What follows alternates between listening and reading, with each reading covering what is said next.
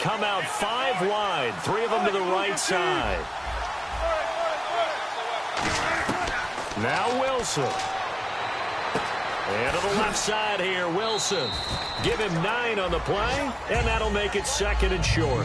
It didn't check off every box, but the most important one. Got the clock stopped, getting out of bounds. They may be a little short of the first down, but I thought that was the key. On is Hauschka now for the Seahawk field goal. And now the Saints are going to take a timeout on defense. And as the two teams talk it over on their respective sidelines, we take a break.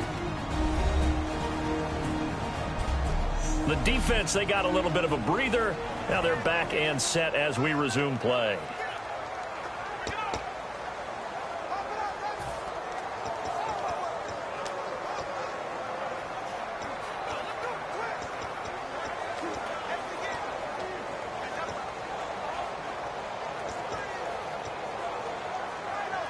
Now this will be the 9th play on this drive.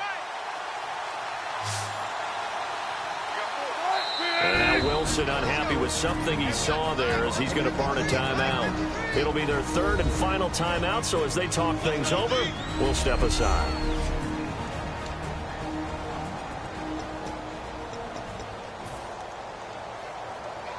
So Wilson will head to the sideline, and on comes Stephen Hauschka for the field goal. And his kick is good. And in the 4th quarter, this game is tied. So we saw a lot of points in quarters 1, 2, 3, and 4. Overtime comes. The defenses, they clamp down. Rather amazing, isn't it? Because would you have even thought that we get to overtime after what we witnessed for 4 quarters? Not at all. And have 0 points on either side? Not a chance, right? And somehow it happened. We always talk about making adjustments. Maybe both defenses took 4 full quarters in order to get an adjustment.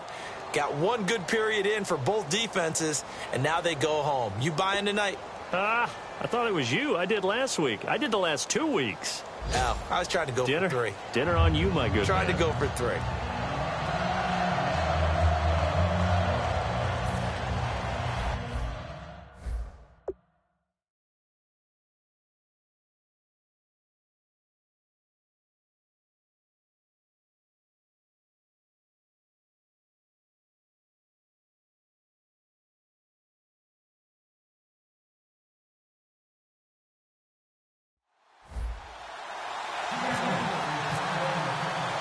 Nothing between these two teams for 4 quarters. Here we go to begin overtime. That's fielded in the end zone. And no run back here. This will be a touchback, and it comes out to the 25-yard line.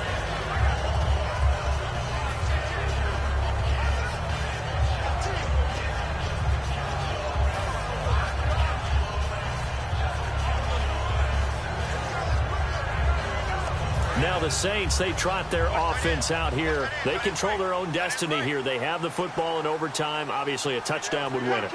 And I think teams around the league are still adjusting to the idea of going downfield, scoring a touchdown wins the game, because they were used to just going downfield and trying to get in field goal range to win a game. Still having to make that transition. Let's face it now, the ones who are doing it best know they need to go down, attack, put the ball in the end zone, and not leave it up to a field goal and give the other team a chance. Yeah, as we said, they control their own destiny now.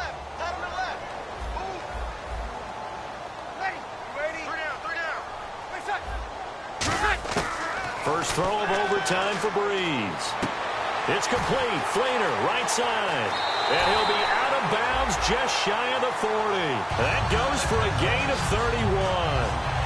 Now that play will end up on the highlights, and you'll see it all over the place. But what you won't see, the offensive line that bought the extra time, that allowed for the big completion downfield, those guys made that play possible. So after that big play, let's see if they can catch their defense maybe on their heels. And they're going to go soft on the corners. Now Ingram, he's been busy today. So he got free of one tackle but couldn't do a whole lot else. It's a 6-yard pickup, and it gets him to 2nd and 4. That was a good forceful run, and it demonstrates why you've got to put your body on a runner when you're trying to tackle him. If you just go in there and just try and get him down with arm tackles, usually doesn't work very well, and we saw in that play, he'll run right through those attempted plays.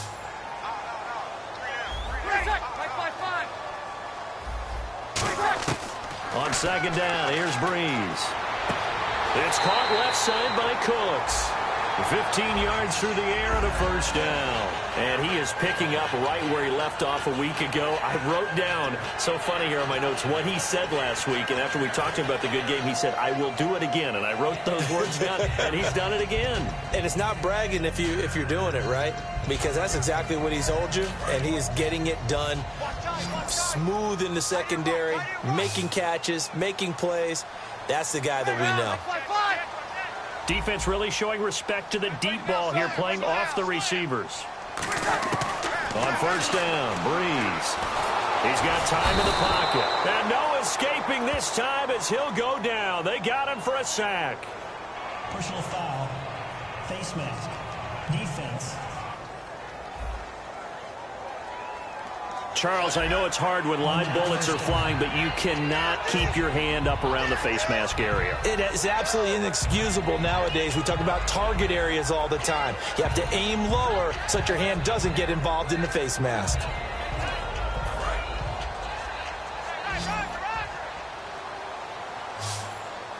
They come up with one back. That's Ingram. They'll get the football here. And able to break one tackle, but then quickly brought down. But a nice little gain. A good run there on 1st down, and it'll leave them with a 2nd and 2. Offensive linemen love creating space for their guys carrying the ball. But when that guy also breaks tackles and creates extra yardage, they almost feel like he's one of them, and they really embrace him.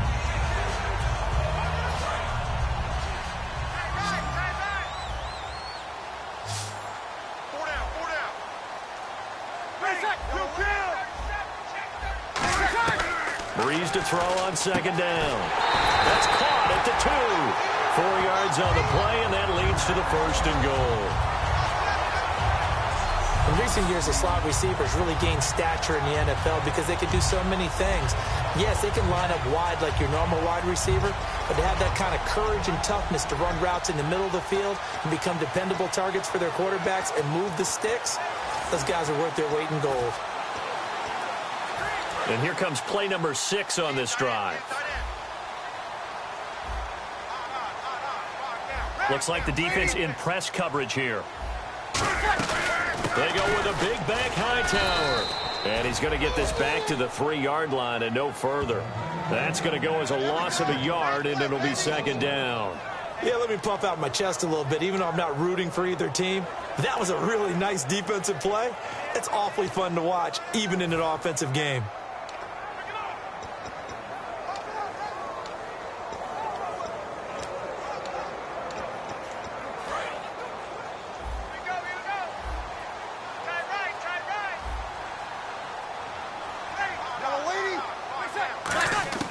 Now Breeze throwing on set. And this will be caught. Touchdown. They needed overtime to get it done, but put this one in the win column. So the game-winning touchdown came through the air in overtime. 4